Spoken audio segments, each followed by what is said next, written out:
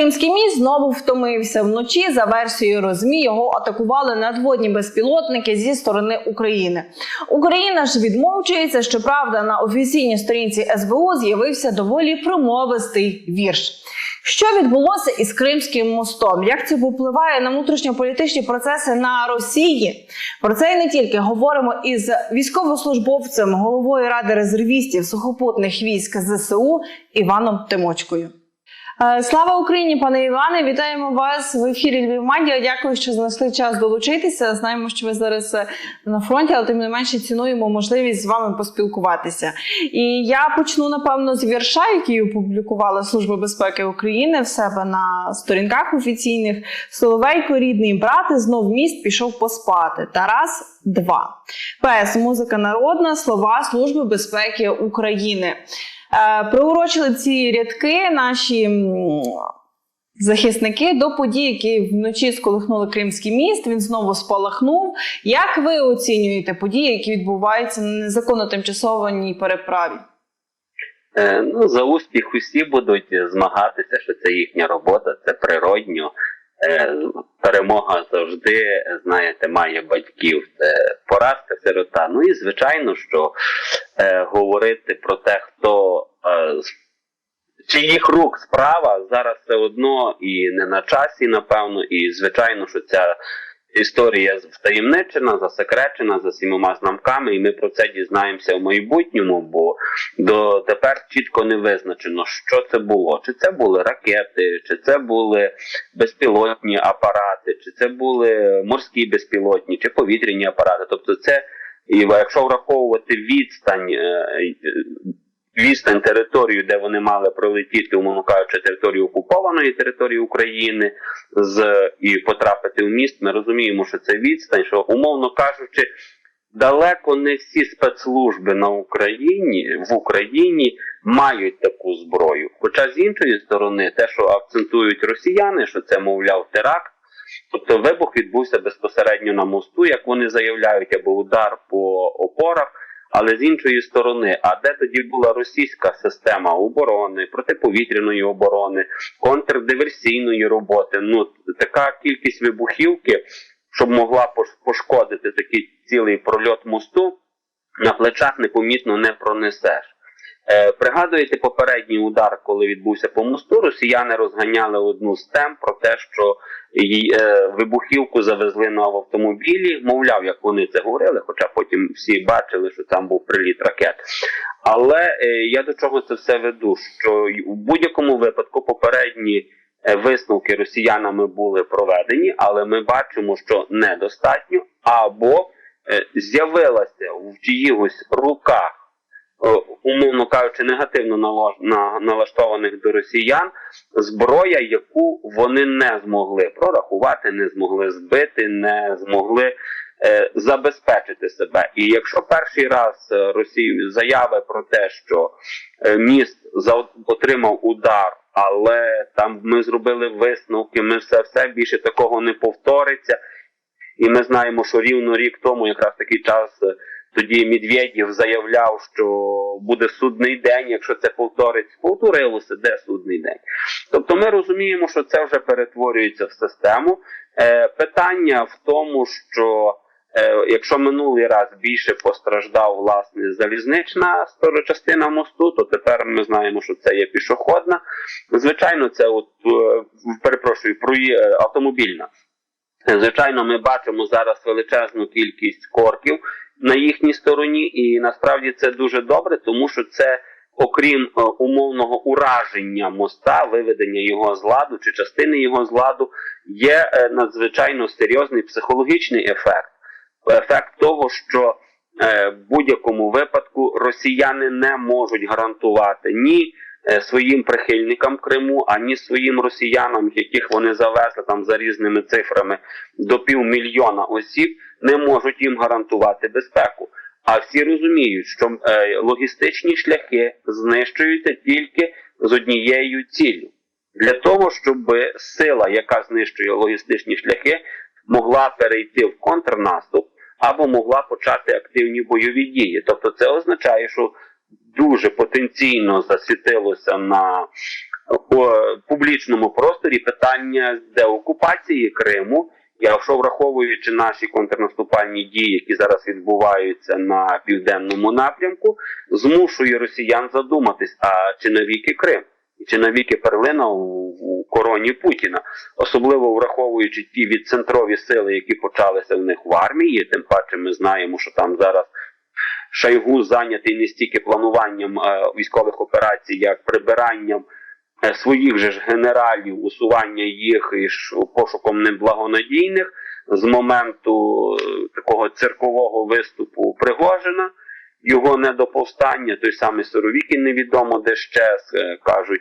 Окрім цього, знову ж ми знаємо, що є підтверджена загибель 2 генералів на фронті, і це швидше всього був, напевне, злив інформації про їхнє перебування зі сторони росіян, або, умовно кажучи, якісь внутрішні чвари, які списують під, власне, під удари українських там ракет чи РСЗО.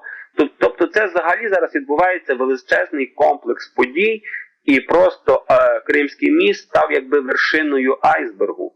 А оце, що відбувається за лінією, знаєте, нижче лінії води, ця каламутна вода, яка там мутиться в російському середовищі, варто очікувати на її результати дещо пізніше. І я думаю, що це буде під осінь. Моменти, які, власне, їх продемонструють уже або результат якогось успіху у внутрішніх колабораціях, у внутрішній боротьбі Путіна, Шойгу з однієї сторони, з другої сторони невдоволених там фінансових кіл, кланів тих самих кримінальних Росії, бо, як бачимо, навіть той самий Пригожин, попри все, він відпущений в Білорусь, відпущений з матеріальними статками, їм дали можливість вийти, бо навіть та заявка, що там росіяни заявляють, що Вагнер здав зброю і боєкомплект, але підтвердження немає. Тобто це така гра на публіку. Насправді ми ще побачимо, наскільки потужно і наскільки глибоко щупальця пропустив власне Пригожин в російську армію. І це важливо. Чому? Бо, власне, якщо чим більше відбувається таких внутрішніх коливань у Російській Федерації, тим більше шансів у нас є на звільнення, тим більше шансів, що вони будуть творити безліч помилок, і в внутрішній боротьбі вони будуть не гребувати ані зрадою, ані там внутрішніми вбивствами, особливо високопоставлених військових керівників. А попри все, щоб виростити хоча б там середньостатистичного генерала російського, ну це витрачається 20 років. І не так легко замінити чимось кращим і якіснішим. І насправді ми маємо просто зараз набратися терпіння і спостерігати за цими подіями. І, напевне, в крайніх 20 або 25 років, відколи Путін при владі, настільки слабко контролювати своє середовище, такої ситуації в нього ще не було, попри все.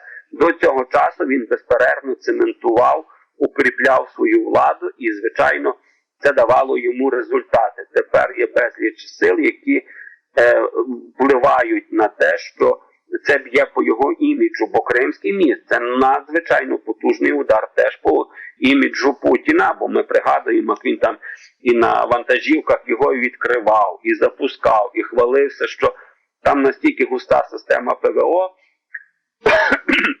потужна їхня, що не те, що там муха не прилетить, а не якась ракета, а ми бачимо, що це вже стало стабільними ураження цього моста, і найважливіше, росіяни не можуть запропонувати альтернативи.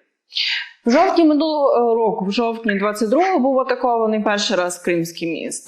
Тепер історія повторюється. Але якщо ми проаналізуємо події, які були до цієї ночі, то ми знаємо, що були після першої атаки Путін наказав посилити, так би мовити, оборону Кримського моста. Там навіть були повідомлення, що Кримський міст охороняють не тільки з неба винищувачі, а з-під води водолази та навіть бойові дельфіни. Про це писали РосЗМІ. Тим паче бачимо, що бойові дельфіни сьогодні, виявляється, завданням не справилися, але тварини тут не винуваті. Я констатую факт. Тут винуваті окупанти, які звели незаконну конструкцію в наших морях. Але якщо ми говоримо про заяви нашого військового керівництва, то, наприклад, в ОК «Південь», коментуючи ситуацію, говорять про те, що це теракт, який організувала сама Росія. І якщо згадати тиждень тому, що відбувалося на цьому Кримському мості, то пригадуєте, там були заяви про величезні черги, про перевірку автомобілів. І тоді навіть були версії про те, що Росія таким самим хоче створити щит із людей, аби не атакований був міст, або навпаки, або підставити людей, взяти участь в теракті, створених самих, які вони самі з собою створили, тому що сьогодні припиняється зернова угода. І, по суті, таким чином Росія намагає зірвати домовленість щодо продовження цієї зернової угоди. Як ви вважаєте, наскільки це можливо, що Росія таким чином хоче зірвати зернову угоду і створила цей теракт сама ж Росія? Почнемо, напевно, спочатку, власне, ваших запитань. Який би не був наказ Путіна жорсткий, сурово жорсткий, надзвичайно важливий, якщо наказ і папір не захищений людьми і армією, і зброєю належним чином, це просто потрясання звуку або псування паперу. Якщо росіяни мають великі втрати в системі, власне, своїх збройних сил, якщо вони змушені ту кількість протиповітряної оборони, засобів, які вони мають, вони змушені розосереджувати по окупованій території України, а також вони змушені ешелонувати свою протиповітряну оборону, бо все частіше і частіше відбувається бавовна на території Росії, звичайно, попри все, маючи, скільки вони там не мали засобів протиповітряної оборони, але це є обмежений ресурс, який вони мусять розтягувати. А ми враховуємо знищення, ми враховуємо пошкодження, ми враховуємо втрату фахівців, бо знову ж навіть обслугу будь-якого там засобу протиповітряної оборони, починаючи від найпростішого, наприклад, там від панцирів чи від буків і закінчуючи тими ж самими С-300 установками, я мовно кажу, ті, які є в зоні нашої досягаємості уражень, це все втрати, і які надзвичайно важко відновити. Тому, звичайно, і утворюються такі білі плями. Другий момент. Намагання людьми створити теракт, а верніше підставити людей своїх. Абсолютно погоджуюся з вами, що росіяни такий варіант розглядали. Але знову ж, от задум і виконавці – це є абсолютно протилежні речі. Можливо, в їхній перекрученій, манкурській уяві це була дуже хороша спецоперація – створити людські черги і змусити людей перебувати на мості і таким способом його захищати від нашого ураження. Як бачимо, не оправдалося, бо навіть ті фото, відео, які ми бачимо на мості, ураженого моста, ми бачимо, що там майже немає жодної техніки, яка би була спалена, уражена, знищена.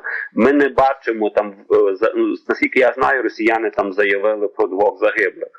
Де тут тисячі людей на мості, якими вони надіялися його прикрити. Третій момент. Щодо зернової угоди. Росіяни не стільки її хочуть обірвати, бо все-таки зерно йде України, Африки теж, а це його потенційні союзники, які недавно ще ходили, випрошували для нього індульгенцію у вигляді скасування санкцій проти нього, то звичайно, що він абсолютно перешкодити не може. Тут стає питання іншому.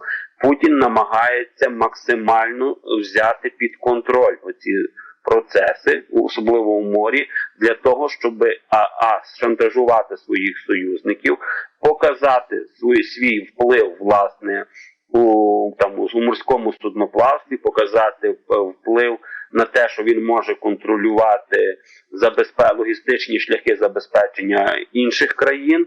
І, звичайно, що оцей комплекс подій, який наклався, Путін намагався максимально використати на свою користь.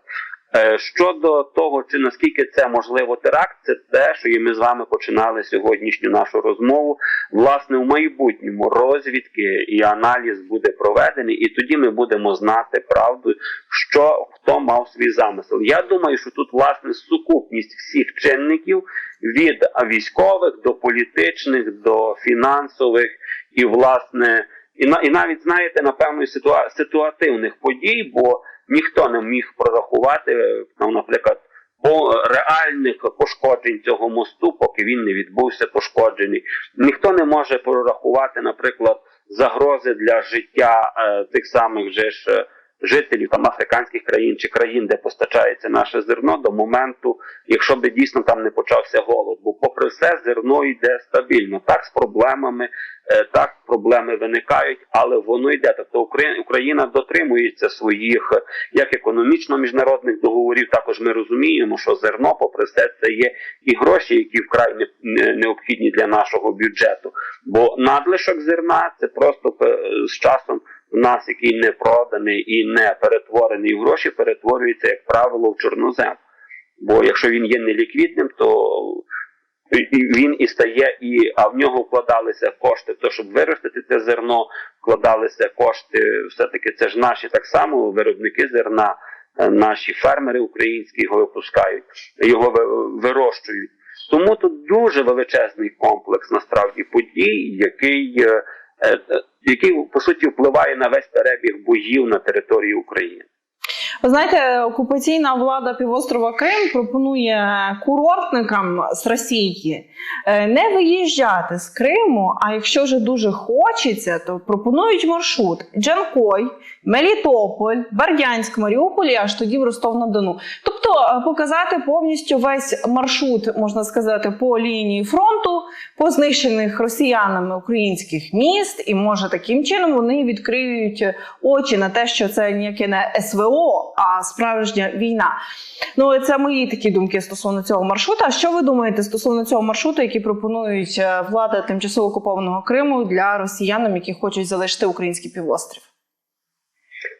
Перше, вони намагаються збити невдоволення населення, умовно пропонуючи їм альтернативний шлях в рази більший, довший і більш небезпечний, бо насправді це шлях, який ви назвали, по великому рахунку, це логістичний шлях російської армії по окупованих територіях. Але з іншої сторони, навіть якщо росіяни будуть ним користуватися, про те, що їх там прийме якесь покаяння, освітлення їхніх розумів, чи їхнє розуміння того, що це насправді, вони давно знають, що це війна. І вони прекрасно це розуміли, і вони розуміють, і вони прекрасно підтримують.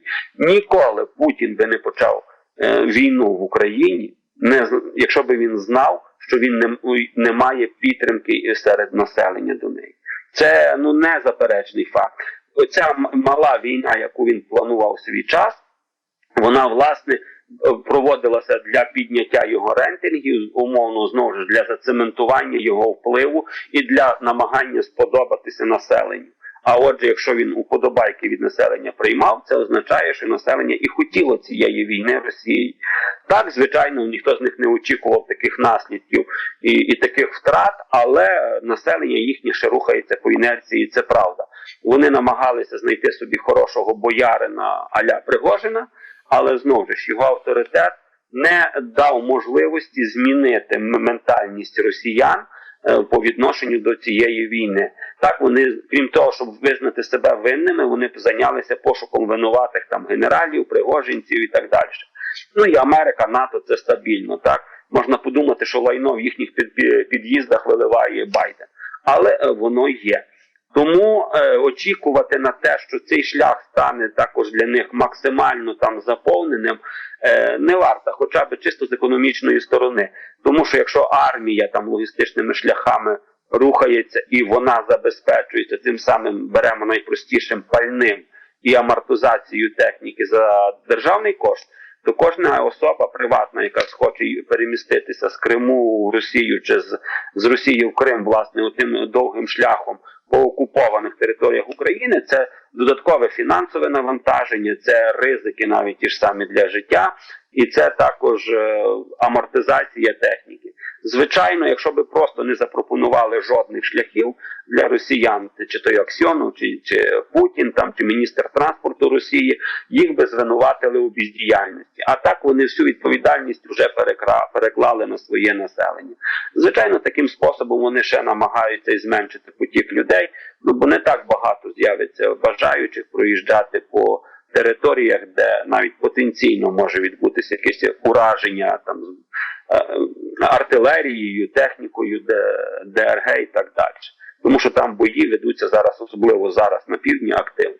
Я думаю, що і самі російські освободітелі не дуже раді будуть такому потоку туристів, все по їхніх позиціях.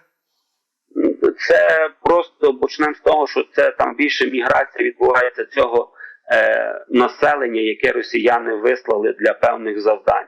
Умовно кажучи, тих самих вчителів, тих самих фахівців, лікарів, військових, їхніх членів сімей, які перебувають в Криму. Це агентурна мережа, це техніки, які ремонтують інженери, аналітики, логісти, моряки, які перебувають в Криму. Це ті ж самі обслуговуючі персонали їхніх, окрім кораблів, портів. І це все ті люди, і росіяни мають тепер теж дилему, бо повністю дати їм можливість вийти, це означає втратити оцей весь ресурс, а це удар по кримській логістиці. З іншої сторони, не дати їм вийти, це буде паніка. Туристи абсолютно не цей сегмент, на який росіяни ставлять ставку в Криму. Ви вже згадували сьогодні Медведєва про судний день, який він обіцяв рівно рік тому, якщо будуть удари по Кримському мосту. Так от, він вже прокинувся і написав сьогодні знову свої думки і запевнив, що треба взривати їх собственні дома і дома їх родственників. Перекладаю зразу з української на російську, шукати і знищувати.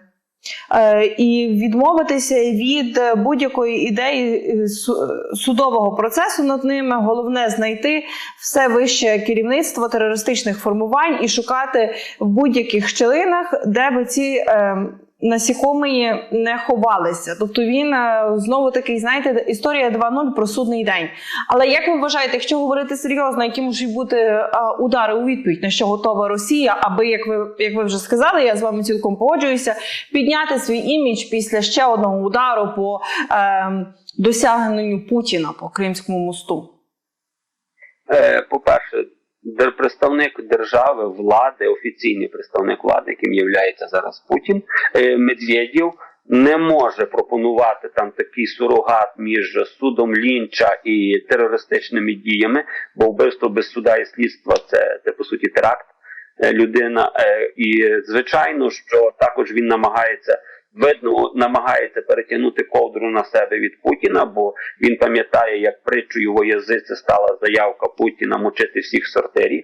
Це те, що ми говоримо. Путіна зараз слабкі позиції, і дуже багато навіть наближених його людей в своїх там тихеньких, сумних, вологих мріях виявляють себе на троні замість Путіна. І кожен з них змагається в більш жорсткій риториці, в більш красивих зображеннях, там, тортур, катувань, вбивств українців. По-перше, в цьому дуже кохаються росіяни. І, власне, його такі заявки випірнають. Щодо того, наскільки росіяни можуть завдати нам якихось жорстких ударів, не можуть.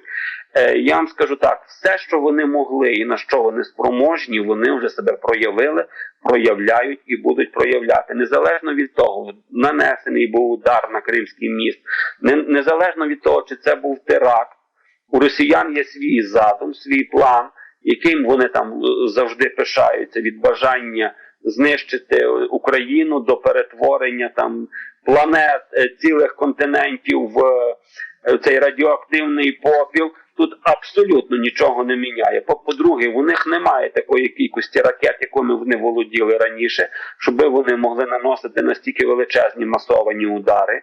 Оця кількість ракет, яку вони там навіть зараз накопичують, і то, що вони використовують проти України, ми знаємо, що складові їх буквально там 2021-2022 рік і навіть дати їхнього випуску. Це не те, що там можна говорити, що в них накопичені надзвичайно величезні арсенали. І, звичайно, якісь теракти вони зможуть спробувати зробити, але щоб вчинити якийсь, знову ж, військовий злочин росіянам, чи вчинити якийсь удар, провести удар по території України, треба мати достатню кількість фахівців, достатню кількість зброї. Але якщо враховувати, що попри все у нас кожним днем, і це я зараз не перебільшую, іде насичення що технікою, що засобами протиповітряної оборони, власне, наших союзників. От навіть ми маємо крайню інформацію про те, що 2 установки додаткові до Петріоту з'являються в Україні. Звичайно, оця їхня показушність, де вони показують свої заводи по виготовленню там ланцетів, гортензій, але закладають ціни дзеркалами для того, щоб створювалася ілюзія безмежних складів, свідчить про те, що попри їхні заявки і погрози, насправді, якщо б росіяни могли величезну кількість безпілотників виготовляти в таких об'ємах, як вони демонструють, вони би не закупляли шахід. І вони би навіть не намагалися перенести, власне, їхні заводи, конструкторські їхні структури там по виготовленню в Росію, якщо б вони могли себе в такій кількості забезпечити, як вони заявляють. Так, ми знаємо, що збільшилася певна кількість безпілотників на фронтах, тобто на фронті зі сторони росіян, але це має, по-перше, накопичувальний ефект, який вони накопичували для цього, а по-друге, швидше за все, вони за відсутністю якіснішої зброї тих самих ракет, за відсутністю того, що ми збиваємо легко їхні шахеди, вони пробують ввести в дію якусь альтернативну свою техніку. От тому і така ситуація відбувається. Я можу пояснити глядачам, що ви говорите про вчорашні заяви, які активно розкручували російські пропагандистські медіа, що Росія збільшила потужності виробництва безпілотників на своїй території і називали цифри ледь не до 50 тисяч дронів на місяць.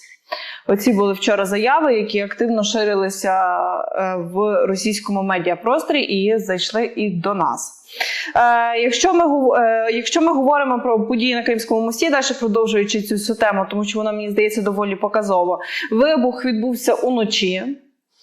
Зачіплена гордість, досягнення Путіна за всі часи його правління. Постраждав і окупований тимчасово росіянами Крим, де люди з нього вже біжать. Але Путін сьогодні аж о 19:00 буде збирати нараду по ситуації на Кримському мості, а от його рот Пісков заявляє, що таки Росія виходить фактично із зернової угоди. Ну, така собі історія, тому що насправді якось, знаєте, один довго думає, а другий щось говорить, здається, що навіть не порадившись із бункерним, тому що Китай вже випустив свою версію, що він сподівається, що зернова угода буде продовжена. А ми знаємо, який має вплив Китай на Ерефію. Що ви про це все думаєте? В крайніх, напевно, місяців 8 Путін, якщо раз в 2 тижні не зробить заявку про те, що він вже от-от, майже, і вже повністю, і остаточно, і безапеляційно, і безумовно виходить з зернової угоди, ну це вже просто смішно слухати черговий раз. Вийти з зернової угоди для Росії – це абсолютно втратити абсолютні будь-які важелі впливу на ситуацію. І окрім того, те, що ми зараз говоримо, повністю підставити під удар їхні кораблі. Тому що забезпечення зерном країни, які йдуть, теж питання виникає з планетарного масштабу. Чи погодитися з країною-терористом про те, щоб там сотні мільйонів людей опинилися на межі голоду, чи простіше знищити там енну кількість техніки на морі і просто вже без абсолютної згоди росіян продовжити вивіз зерна.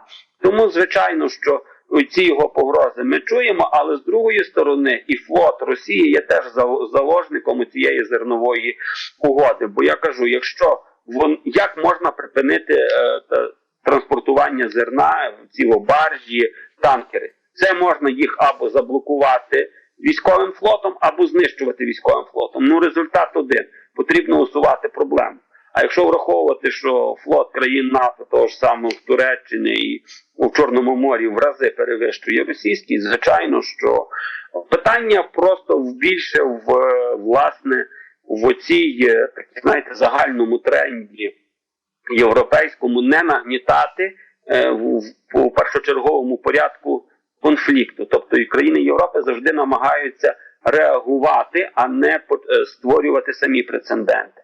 І от, напевно, тут десь теж захована проблема. Але про те, що Китай там не погоджується, та Китай дав давно команду Путіну сидіти тихо і все у цьому плані. Тут просто Путін час від часу для внутрішнього політичного ринку стукає кулачком і там показує якусь кіномать. От і все.